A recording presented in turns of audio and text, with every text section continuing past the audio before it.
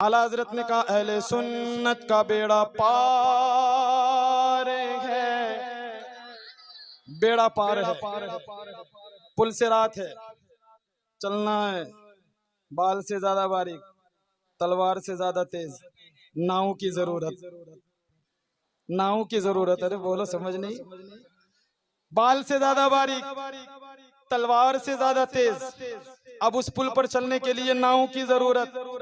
अहमद रजा ने पैगाम दे दिया, अहले सुन्नत का बेड़ा पार है। कब पार है? अब हदीस समाप्त करें, क्योंकि मुस्तफा करीम फरमाते अस्हाबी कन्नुजूम,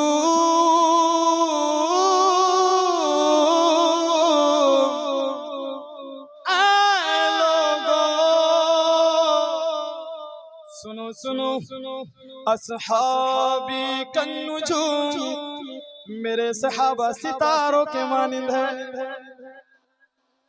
किसके मानिंद? और नुजूम, आला हजरत ने कहा अहले सुन्नत का बेड़ा पार है, अस्हाबे नुजूम, नज्म तारा। आका फरमाते कि मेरे सहाबा सितारों के मानिंद है। बिअय्यिहिम इक़्तदैतुम इह्तदैतुम, अब उनमें से जिनकी भी इक्तिदा करोगे हिदायत हिदायत पा जाओगे। ये सहाबा से मोहब्बत का तरीका। अब दूसरा पहलू, अहले बैत। अहले बैत भी तो है ना, सिर्फ सितारे से आप किनारे पर नहीं पहुंच सकते। जो समंदरों में नाव, बड़ी बड़ी कश्तियां चलती है ना, वो रास्ते किससे तय करते हैं? इन्हीं सितारों से, इन्हीं सितारों से रास्ते तय करते हैं। आला हजरत का नजरिया देखे, कितनी बारीक बीनी है और कैसा पैगाम दे रहे हैं, जहां दुनिया की निजाम भी मौजूद है और हदीस मुस्तफा भी मौजूद है। एक पहलू से देखे तो दुनिया का निजाम यह है कि एक समंदर से दूसरे समंदर, दूसरे किनारे पर जाने के लिए तुम्हें सितारों का ये सहारा लेना पड़ेगा। वहीं आला हजरत ने हमें बता दिया, जब समंदर वाले अपनी कश्ती को एक किनारे से दूसरे किनारे ले जाते हैं तो सितारों का सहारा लेते हैं।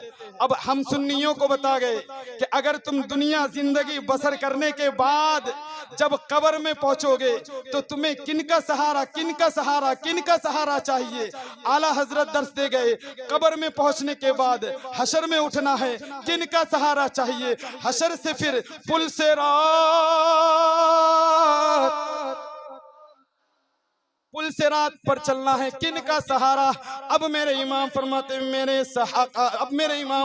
हैं कि मुस्तफ़ा करीम ने फरमाया सहाबी का नुजूम, मेरे सहाबा सितारों की मानिंद है, इनकी इक्तिदा करो, इनकी पैरवी करो, इनके नक्शे कदम पर चले आओ। अब इनकी इक्तिदा कर रहे हैं तो कौन है, कौन वो जमात है? क्या गैर मुकल्लिद है? नहीं है। क्या वहाबी है? नहीं है। क्या खारजी है? नहीं है। क्या राफजी है? नहीं है। क्या शिया है? नहीं है। हुजूर कौन है? वो मसलके आला हजरत वाले,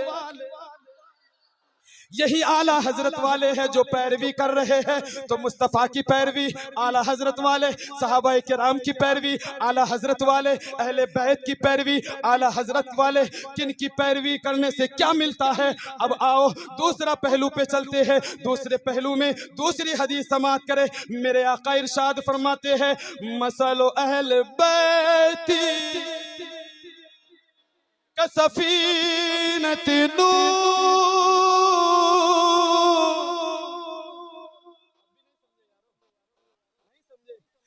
आका फरमाते हैं मेरी अहले बैत की मिसाल नूह अलैहिस्सलाम की कश्ती की तरह है।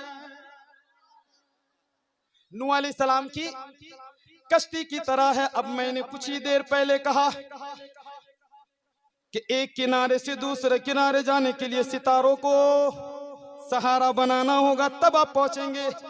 इसी तरह आला हजरत ने हम गुलामों को पैगाम दिया कि अगर दुनियावी जिंदगी बसर करके कब्र हशर और फिर पुल सिरात पार करके जन्नत जाना चाहते हो, ऐ आशिको सुनो, मुस्तफ़ा करीम की पैरवी तो कर रहे हैं अल्हम्दुलिल्लाह, लेकिन साहबा किराम की दामन से भी वाबस्ता रहना, अहले बैत की दामन से भी वाबस्ता रहना, बुजुर्गान दीन की दामन से वाबस्ता रहना।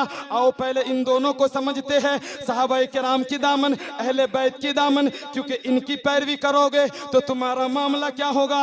बरेली के इमाम पैगाम देते हैं, क्या पैगाम देते हैं कि अहले सुन्नत का बेड़ा पार है, असहाबे हुजूर नज्म है, नाव है, इतरत रसूलुल्लाह की।